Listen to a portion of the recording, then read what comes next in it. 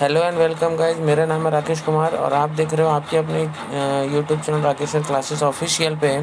और आज हम बात करने वाले हैं परफेक्ट गैस के बारे में, साथ ही साथ आइडियल गैस के बारे में कुछ डिस्कस करने वाले हैं। तो चलिए शुरू करते हैं।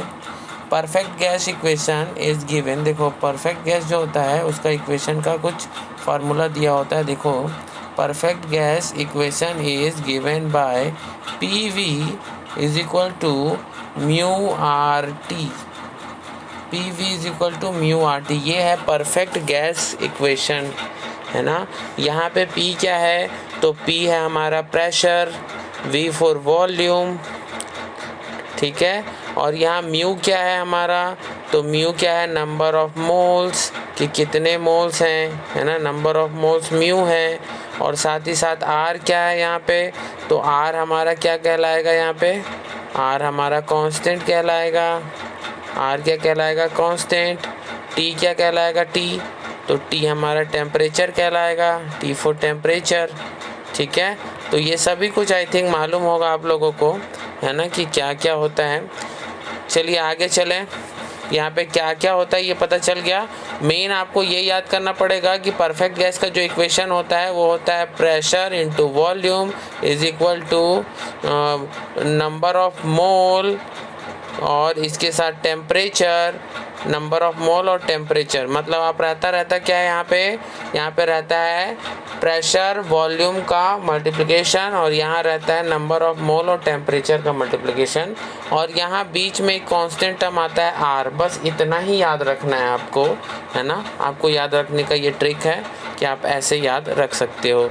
अब देखो डिफरेंट फॉर्म ऑफ, देखो आपका जो परफेक्ट गैस इक्वेशन है उसकी क्या क्या फॉर्म हो सकते हैं उसके बारे में बात करते हैं अभी आगे, ठीक है। तो इसको ध्यान से देखेंगे तो इसमें लिखा है पहला P V is equal to mu R T, ये तो हमने अभी देखा ही है। इसमें क्या क्या था, तो म्यू था नंबर ऑफ मोल्स, ठीक है।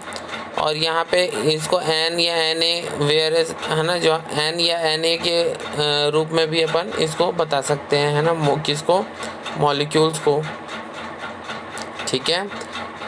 उसके साथ होगा एन ए किसको कहते हैं, तो एन ए जो होता है वो एवोगैड्रो नंबर होता है। एन ए क्या होता है, आगे यूज़ हो गया है ना, ये एन ए वगैरह आगे यूज़ होगा। एन ए जो होता है वो क्या है, एवोगैड्रो नंबर है ना। एन ए एवोगैड्रो नंबर है। और एन क्या है, तो नंबर ऑफ मॉलिक्यूल है। एन क्या है, नंबर ऑफ मॉलिक्यूल। और एन या एन ए जो होता है ये दोनों को ही डिफाइंड किया गया है कि यहाँ पे n क्या है, यहाँ पे तो n है नंबर ऑफ मॉलिक्यूल और Na है हमारा एवोगैड्रो नंबर। क्लियर है, ठीक। अब देखो एवोगैड्रो नंबर क्या होता है, number of molecule in 1 mole of gas. मतलब 1 मोल के गैस में कितने मॉलिक्यूल होंगे, मतलब 1 मोल का गैस मैं लूँगा और इसमें कितने छोटे छोटे मॉलिक्यूल होंगे, इसी को कहते हैं क्या, एवोगैड्रो नंबर, ठीक है। क्लियर है, आगे चलेंगे। इसके बाद देखो इसमें लिखा हुआ है यहाँ पे म्यू इज इक्वल टू क्या लिखा है, mu is equal to M not, M upon M not. मतलब एम क्या है और एम नॉट क्या है, तो देखिएगा एम है यहाँ पे mass of sample of gas, यानी एम क्या है आपका, मास है गैस का। और एम नॉट क्या है, मोलर मास है, मतलब मोल का, कोई एक मोल का, उसी गैस के कोई एक मोल का मास है। और ये टोटल मास है, मतलब कहने का ये है कि टोटल मास m और उसमें एक मोल गैस का मान क्या, मोलर मास, उसको m0, है ना, ठीक है, यही है। इसके बाद आगे चलेंगे। इसके बाद लिखा है, देखो इक्वेशन बना है P V is equal to, देखो क्या बना है, P V is equal to N upon N A और फिर है आर टी। क्या समझ आया इससे, इसमें सिर्फ और सिर्फ यही समझ में आया कि प्रेशर और वॉल्यूम का जो हम इससे पहले जो इक्वेशन पढ़े हैं किसका, गैस के इक्वेशन में, उसके इक्वल टू किसको कर देना है, तो उसके इक्वल टू हमको कर देना है नंबर ऑफ मोल्स को या नंबर ऑफ मॉलिक्यूल्स को, है ना। ये n4 नंबर ऑफ मॉलिक्यूल्स हैं, है ना। और Na क्या है, Avogadro number, number of Avogadro. तो ये दोनों को जब अपन अपॉन में आ जाएंगे, नंबर ऑफ मोल और नंबर ऑफ एवोगैड्रो, ये दोनों जब अपॉन में ले आएंगे और उसके साथ टेम्परेचर का मल्टीप्लाई कर देंगे और एक कांस्टेंट वैल्यू का मल्टीप्लाई हो जाएगा, तब क्या निकल जाएगा, प्रेशर इनटू वॉल्यूम का मान निकल जाएगा। क्या क्लियर हुआ? एक बार फिर से देखते हैं। प्रेशर इनटू वॉल्यूम का वैल्यू कब निकलेगा? प्रेशर इनटू वॉल्यूम का वैल्यू तभी निकलेगा जब आप number of mole upon number of Avogadro को किसी कांस्टेंट से मल्टीप्लाई करोगे और उसके साथ ही टेम्परेचर से मल्टीप्लाई करोगे, तो ये हमारा निकल जाएगा पीवी। क्लियर है अभी? ठीक है, आगे चलें। इसके बाद आएगा सिंप्लीफाई करना है इसको, तो सिंप्लीफाई करेंगे भाई। तो सिंप्लीफाई देखो कैसे कर लेते हैं, इसी को सिंप्लीफाई करेंगे तो सिंप्लीफाई कैसे हो जाएगा, P V is equal to हो जाएगा N K B T, N K B T, ठीक है, एन के बी टी हो गया, एन के ये बी और ये टी। अब देखेंगे यहाँ पे कि यहाँ पे क्या किया गया है, अगर ध्यान देंगे तो N upon R upon N को यहाँ पे के बना दिया गया। ध्यान से देखोगे तो आपको पता चलेगा कि ये दोनों को इक्वल टू के इक्वल लिखा गया, ठीक है। और ये नया फार्मूला हमारा बन गया सिंप्लीफाई होके। अब क्यों लिखा गया है, तो कांस्टेंट है और नंबर ऑफ एवोगैड्रो वो भी कांस्टेंट है, दोनों तो कांस्टेंट है ना। आर भी कांस्टेंट है और एवोगैड्रो का जो नंबर है वो भी तो कांस्टेंट है, तो दोनों को एक साथ कर दिया अपॉन में और उसके बाद दोनों को इक्वल टू के मान लिए, के बी। क्लियर है? ठीक, चले आगे। तो ये हो गया P V is equal to N K B T. अब देखो यहाँ से फिर से क्या करेंगे, देखो यहाँ फिर से सॉल्व करें, P V is equal to N K B T. तो अभी क्या हो जाएगा, अभी हो जाएगा P is equal to N upon V और क्या, तो के बी टी।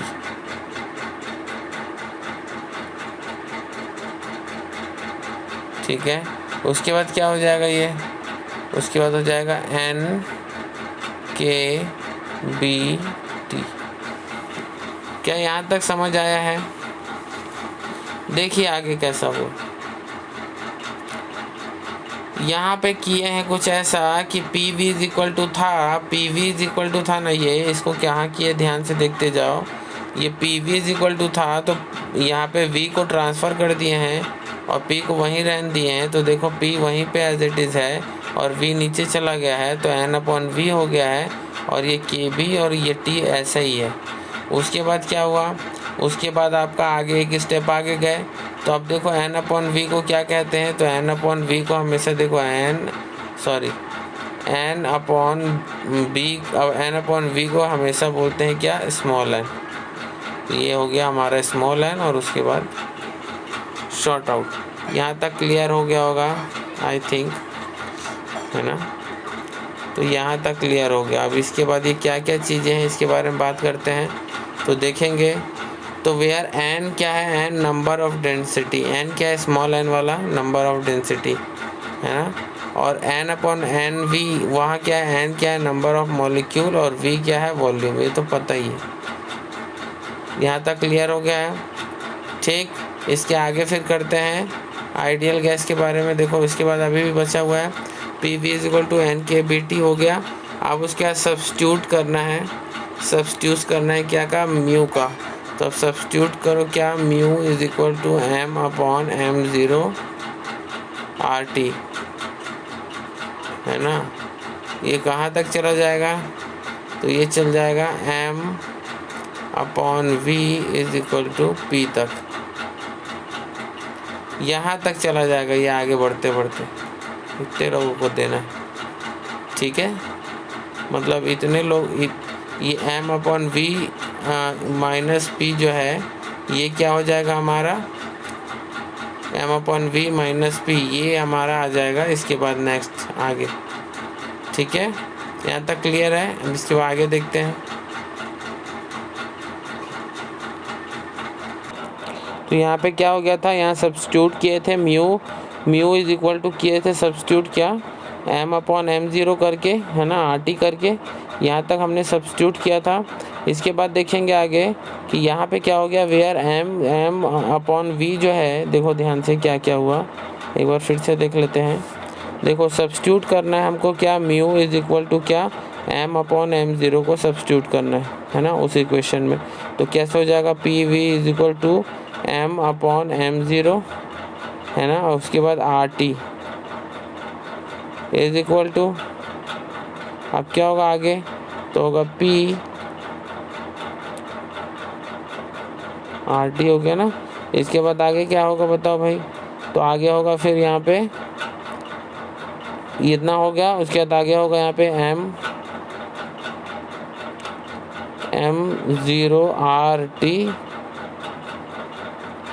1/m0RT है। तो आइए देखते हैं। तो यहाँ पे देखेंगे तो m/v क्या है, तो m/v जो है वो आपका प्रेशर है, सॉरी रो है। m/v जो है वो आपका रो है, रो मतलब वो है आपका डेंसिटी, ठीक है। और यहाँ ओवरऑल फार्मूला क्या हो जाएगा, तो फार्मूला हो जाएगा rho P is equal to rho RT into m0। क्या क्लियर है, ठीक है। अब आगे चलते हैं, ये याद करना पड़ेगा। इसके बाद आगे चलेंगे आइडियल गैस की तरफ। आइडियल गैस किसे कहते हैं, तो a gas that satisfied the perfect gas equation, एक ऐसा गैस जो सेटिस्फाइड हो जाए हर गैस इक्वेशन को, है ना, exactly at all pressure and temperature, जितने भी प्रेशर और टेम्परेचर है वो एकदम एग्जैक्ट आना चाहिए, कहीं से भी लॉस नहीं होना चाहिए, इसको कहेंगे ideal gas. Ideal gas is a thermodynamic concept, ये थर्मोडाइनेमिक के कॉन्सेप्ट में इसको यूज़ किया जाता है। No real gas is truly ideal, a gas which is ideal is no as real gas. कह रहा है कि आइडियल गैस को रियल गैस कहा जाता है ना, और रियल गैस तो ट्रूली आइडियल, और जो नो रियल गैस इज़ मतलब सब सही गैस ही आदर्श गैस नहीं होते, सब सही, सब जितने गैस है सब सही गैस जो होंगे वो रियल गैस नहीं होंगे, है ना, आइडियल ही होंगे। इसके बाद है real gas approach the ideal gas behaviour for new presence of high temperature, मतलब अगर हाई टेम्परेचर है, लो प्रेजेंस है, तो वहाँ पे क्या बोल रहा है, real gas approach to ideal gas, मतलब इसके लिए आपका आइडियल गैस जो है वो बहुत ज़रूरी है, मीन्स इसके लिए आपका ये बहुत ज़रूरी हो जाएगा, रियल गैस अप्रोच के लिए ये आइडियल गैस जो है वो ज़रूरी है। इसके बाद रियल गैस डेविएशन, देखो रियल गैस का डेविएशन कुछ दिया हुआ है, तो डेविएशन आई थिंक आप पढ़ लोगे, बहुत ज़्यादा कुछ है नहीं, पढ़ोगे तो सब कुछ समझ में आ जाएगा क्या क्या बातें हुई है ना। उसके साथ में फिर ये आपका डायग्राम है, डायग्राम भी देख लेना। डायग्राम देखो कैसे हो रहा है, नीचे जा रहा है फिर ऊपर जा रहा है। ये सिर्फ और सिर्फ क्यों हुआ, तो ये सिर्फ और सिर्फ हुआ लो स्पीड के कारण, है ना, ठीक। इसके बाद बॉयल्स लॉ ये सब है, तो इसके बाद के आगे वाले वीडियो में करते हैं। तब तक के लिए थैंक यू, धन्यवाद, बाय बाय।